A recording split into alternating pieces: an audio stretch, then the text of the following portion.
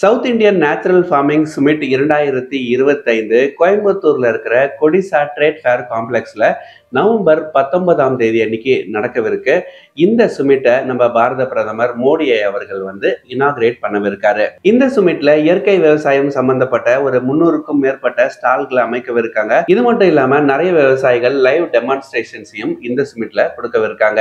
இந்த சுமிட்டை இனாகிரேட் பண்றதுக்காக நம்ம பாரத பிரதமர் மோடி அவர்கள் நவம்பர் 19ஆம் தேதி அன்னைக்கு மதியம் ஒரு 1:30 மணி மாதிரி கோயம்புத்தூர்ல இறங்குறாரு.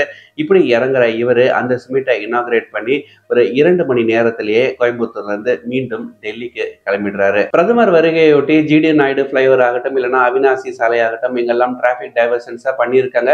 அதே மாதிரி ஹெவி ட்ரக்ஸ் எதுவும் சிட்டிக்குள்ள நுழையக்கூடாது அப்படின்ற மாதிரியும் தெரிவிச்சிருக்காங்க.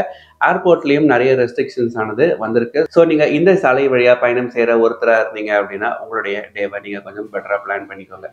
இதே மாதிரி தகவல்களுக்கு இணைந்திருங்கள். நன்றி, வணக்கம்.